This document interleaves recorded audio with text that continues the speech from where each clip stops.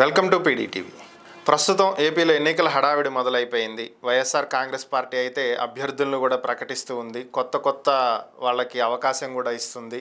So ఈ నేపథ్యంలోనే బాపట్ల జిల్లా రేపల్లె నియోజకవర్గం నుంచి గతంలో 2009లో ప్రజారాజ్యం నుంచి పోటీ చేసిన గణేష్ గారిని ఇన్ఛార్జిగా నియమించారు అనేటువంటి వార్తలు వచ్చినాయి. అయితే ఇదే స్థానం నుంచి ఎప్పటి నుంచో పార్టీకి పనిచేస్తున్నటువంటి మోషే గారికి కూడా అవకాశం ఉంది, ఆయన కూడా రేస్లో ఉన్నారు, మరలా రేపల్ల స్థానాన్ని మార్చబోతున్నారు అనేటువంటి వార్తలు వస్తున్నాయి.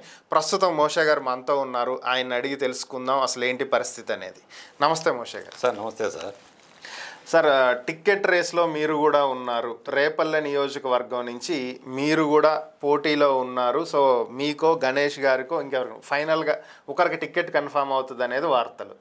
సో మరి మీ బ్యాక్గ్రౌండ్ ఏంటి, ఎప్పటి నుంచి మీరు రాజకీయాల్లో ఉన్నారు, అసలు మీరు టికెట్ రేస్లో ఎప్పటి నుంచి ఉన్నారు, ఎప్పుడు టికెట్ ఆశిస్తున్నారు మీరు? నా పేరు బెల్లంకొండ మోషే. స్టార్టింగ్లో 94కు మునిపే వైఎస్ గారి పాదయాత్ర అప్పటి నుంచి కూడా నేను అదే పార్టీలో పనిచేశాను. ఇవాళ వరకు కూడా అదే పార్టీలో ఉన్నాను నేను.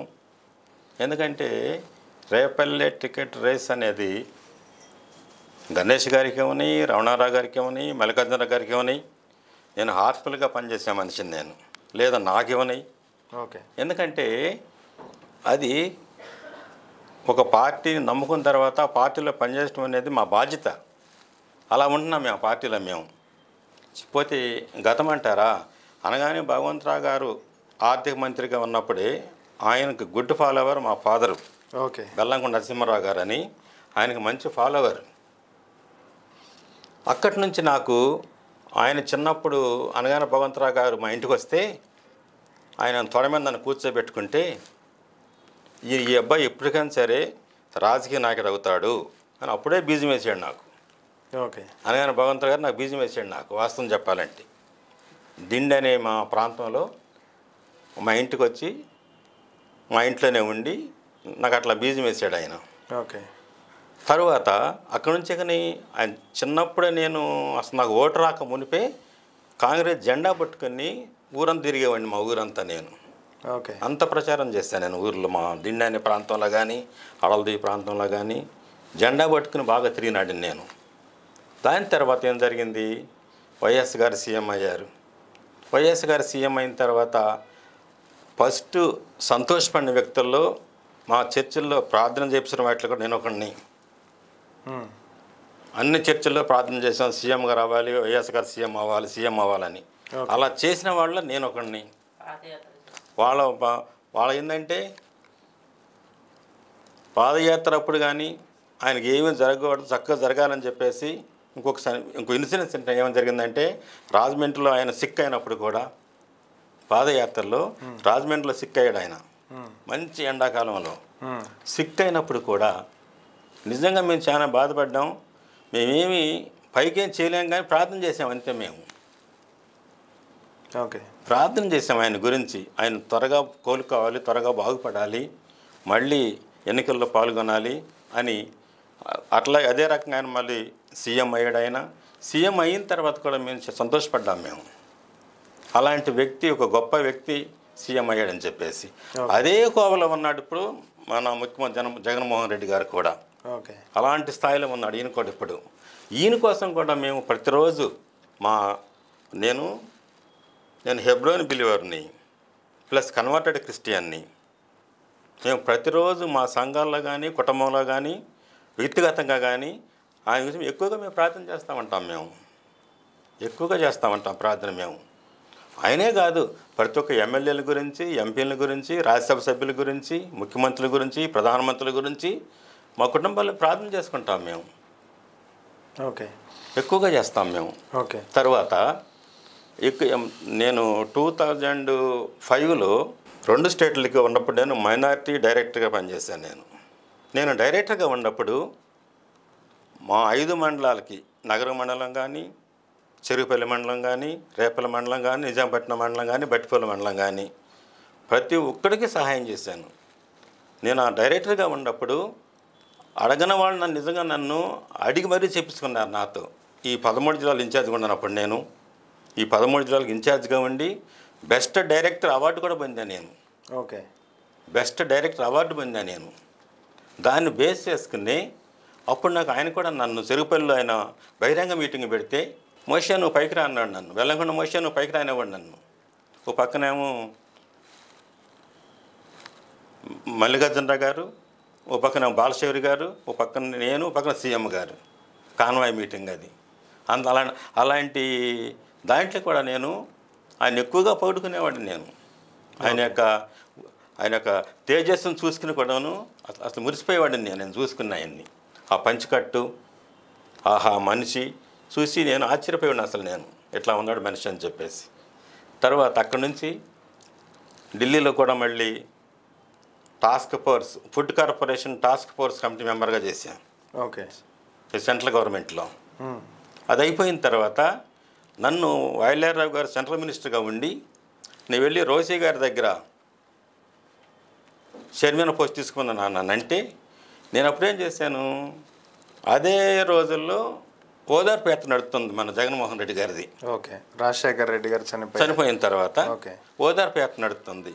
ఆ ఓదార్పు యాత్రలో రోసీ గారి దగ్గర వద్దు, కాంగ్రెస్ పార్టీ వద్దు నాకు అని చెప్పేసి మళ్ళీ వెనక్కి వచ్చేసుకుని ఓదార్పు యాత్రలో నేను రేపలలో జాయిన్ అయ్యా వచ్చి. ఓకే. అప్పుడు మీరు అప్పుడు కాంగ్రెస్ నుంచి వైసీపీకి వచ్చి అప్పుడు ఇంకా పార్టీ కూడా పెట్టారు. పార్టీ పెట్టలప్పుడు పార్టీ పెట్టల వైసీపీ అనే పార్టీ పెట్టలప్పుడు నేను రేపల్లో వచ్చుకుని ఓదార్పు యాత్రలో జాయిన్ అయ్యా ఈయనతో. అక్కడి నుంచి అదే నెక్స్ట్ రోజు మళ్ళీ మా అడలదిలో పెట్టారు మీటింగ్. అడలదిలో మీటింగ్ పెట్టారు మా ఊర్లో కూడా. అప్పుడు మేము కూడా అన్ని రకాలుగా హెల్ప్ చేస్తాం మేము బాగా. జనాన్ని సమకూరుస్తామో కానీ, మీటింగుల్లో కానీ అన్ని రకాలుగా. ఎందుకంటే బాగా ఫుల్ సపోర్ట్ చేసాం అప్పుడు మేము అక్కడ ఆయనకి. దానివల్ల ఆ ఓదార్పు యాత్ర పాదయాత్ర అనేది సాగి 1 year సాగింది. ఆ దయ వల్ల ఈయన కూడా మనం ముఖ్యమంత్రి అవటానికి, ప్రజల కష్ట నష్టాలు తెలుసుకోవటానికి అవకాశం దొరికింది బాగా ఈయనకి.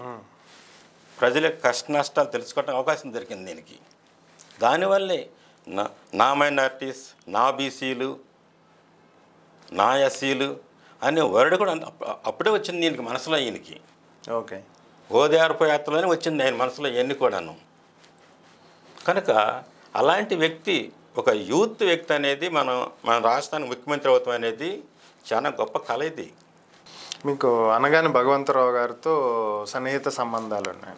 సో ఇప్పుడు మీరు రేపల్లో కనుక మీకు టికెట్ వస్తే ఆయన వారసుల మీద మీరు పోటీ చేయాల్సిన పరిస్థితి. ఇప్పుడు అనగానే సత్యప్రసాద్ గారు ఆయన రిలేటెడే కదా. అవును. కొడుకు వరుస అవుతాడు. సో మళ్ళీ మీరు ఇప్పుడు వాళ్ళతో సన్నిహిత సంబంధాలు ఉండి కూడా వాళ్ళ మీదే పోటీ చేయాల్సి వస్తే పరిస్థితి ఏంటి, ఎట్లా ఉంటుంది? పరిస్థితి అనేది అట్లా ఇబ్బంది కలగదు. ఎందుకంటున్నానంటే అక్కడ ఓట్ల శాతంలో ఎక్కువ గౌడాసే ఉన్నాయి వాస్తవం చెప్పాలంటే. ప్లస్ నేను కన్వర్టెడ్ క్రిస్టియన్, మళ్ళీ పైగా నేను నాతో ఆల్ కాస్ట్లకు అందరూ బాగుంటారు. నాతో ఒక కాస్ట్ అని కాదు, అందరూ బాగుంటారు నాతో. కాబట్టి అనగానే సత్యప్రసాద్ మీద పోటీ అంటే పెద్ద అంత ఇబ్బంది ఏం కాదు నాకైతే. ఎందుకంటే అది రకంగా ఛాలెంజింగ్ కూడా ఉంటుంది మా ఇద్దరి మధ్యలో, నువ్వా నేను అన్నట్టుగా. సో మీరు రాజశేఖర్ రెడ్డి గారితో సుదీర్ఘ ప్రయాణం ఉంది మీరు చెప్పిన దాన్ని బట్టి. సో ఆయనకు మీకు ఉన్నటువంటి సన్నిహిత సంబంధాలు ఎలా ఉండేవి?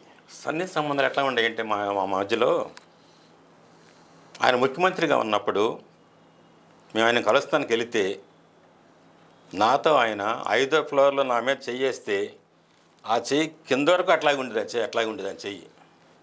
అవన్నీ గుర్తొస్తుంటే బాధేస్తుంది నిజంగా. మా మనసు బాధేసిద్ది నాకు, ఆవేదన కూడా వచ్చింది నాకు. ఎందుకంటే అంత గొప్ప వ్యక్తి, మంచి వ్యక్తి, ఆ రకంగా జరిగిందంటే చాలా బాధపడ్డాం మేము వాస్తవంగా. అసలు నేనైతే అసలు కనీసం ఒక 4 days అసలు అన్నం కూడా తినలా. ఓకే. ఆయన చనిపోయిన తర్వాత అంత బాధపడిన వాళ్ళు నేను ఒకడిని, బాగా బాధపడిన వాళ్ళు నేను ఒకడిని. అదే రకంగా అప్పుడు ఎంత బాధపడ్డానో తరువాత వైఎస్ జగన్మోహన్ రెడ్డి గారిని జైల్లో పెట్టినప్పుడు భారతమ్మ గారు ఏం చేశారంటే సాక్షి పేపర్లో మిడిల్ పేపర్లో ఒక మ్యాటర్ రాసుకొచ్చారు ఆవిడ. అది చూసినప్పుడు నేను అంతే బాధపడ్డా. నేను ఈ కుటుంబానికి ఇట్లా వచ్చింది ఏంటని. ఒక పక్కన పసిబిడ్డలు, ఒక పక్కన భర్త జైల్లో ఉండటం, ఒక పక్కన మామగారు చనిపోవటం, ఒకసారి అత్తగారు సిక్ అవుతాం, ఇవన్నీ తలుచుకుంటే నాకు బాధ వేసింది మనసుకి. కానీ మనం ఏం చేయలేని పరిస్థితులు అయ్యి, ఏం చేయలేకపోయాము. ఇప్పుడు మనం ఏం చేయలేము, ఏం చేయలేము. ఇప్పుడు అట్లా జరిగిపోతా వచ్చింది అది. తర్వాత జగన్మోహన్ రెడ్డి గారు మన రాష్ట్రానికి సీఎం అయిన తర్వాత సంతోషపడ్డ వ్యక్తుల్లో నేను ఒకడిని. ఆనందించాను బాగా, ఎందుకంటే ఇలాంటి యూత్ సీఎం అయ్యాడు నాకని చెప్పేసి. ఓకే. ఆయన గృహప్రవేశానికి కానీ, సెంట్రల్ ఆఫీస్ ఓపెనింగ్ కానీ ముందు మేమే ఉన్నాం అక్కడ వెళ్ళినప్పుడు. ఆ రోజుల్లో సంతోషంగా ఉన్నాం, ఆనందంగా ఉన్నాం, ఎక్కువగా ప్రార్థన కూడా చేసాం ఆయన కోసం. ఇప్పుడు రాజశేఖర్ రెడ్డి గారితో మీకు మంచి సన్నిహిత సంబంధాలు ఉన్నాయి మీరు చెప్పింది. ఈ టైంలో మీరు మర్చిపోలేనటువంటి సంఘటనలు ఏమైనా ఉన్నాయా ఆయనతో? ఒక సంఘటన జరిగింది. లిఫ్ట్లో ఫైర్ అయినప్పుడు, ఆయన ఉన్న లిఫ్ట్లోనే ఫైర్ అయినప్పుడు ఆ కుటుంబాన్ని మొత్తాన్ని కూడా ఆదరించాడు ఆయన. అప్పుడు అదే రోజుల్లో మేము, జోగి రమేష్ గారు, అందరం మేము అక్కడే ఉన్నాం అప్పుడు ఆ రోజుల్లో. ఓకే. మంత్రి గారు జోగి రమేష్ గారు మేము కలిసే ఉన్నాం అక్కడ. ఫైర్ అయింది. ఆ కుటుంబాన్ని ఎంత బాగా ఆదుకున్నాయంటే వైఎస్ గారు నిజంగా వండర్.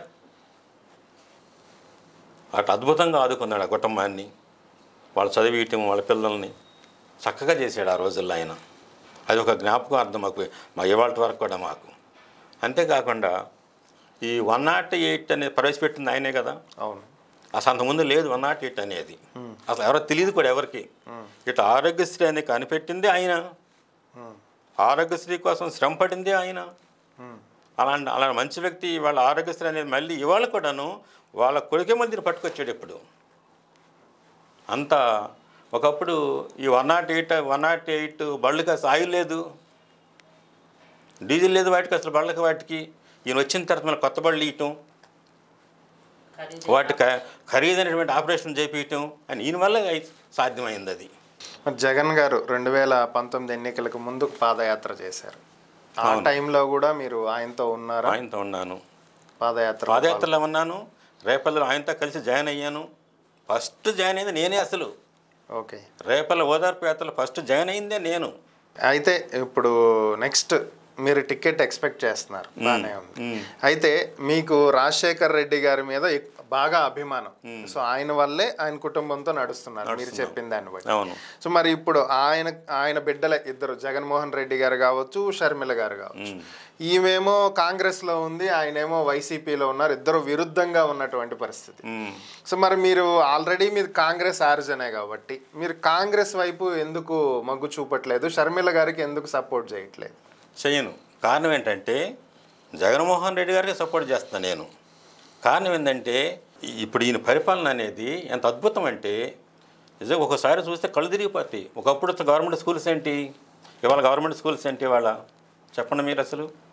ఒకప్పుడు గవర్నమెంట్ స్కూల్స్ ఏంటి, ఇవాళ గవర్నమెంట్ స్కూల్స్ ఏంటి. ఎంత అద్భుతంగా ఉంది. నాడు నేడు అంటే ఎంత బాగున్నాయి. ప్లస్ మళ్ళీ పోలీస్ స్టేషన్లు కూడా నాడు నేడు పెట్టాడు సార్ ఆయన. పోలీస్ స్టేషన్లు కూడా నాడు నేడు ఎంత బాగున్నాయి అవి, ఎంత బాగున్నాయి అవి. సచివాలయాలు పెట్టిండు, ఎంత బాగుంది అది. ఇవాళ ఏమనుకున్నారంటే సచివాలయాలు వేస్ట్ అంటున్నారు చాలామంది పొలిటికల్ నాయకులు. కానీ సచివాలయాలు వాటి వల్ల ఇవాళ ఏమైందంటే ఇవాళ ఎమ్మెల్యేలకి వర్క్ లేకపోయినమాట వాస్తవమే. వాళ్ళకి పని ఎందుకంటే వాళ్ళకి బరువు తగ్గింది.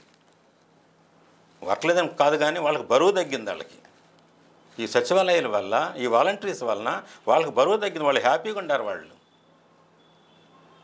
బరువు తగ్గింది మాకు అని చెప్పేసి. సో అయితే మీరు షర్మిల గారి కంటే కూడా జగన్ గారికి ఎక్కువ సపోర్ట్ చేస్తాను.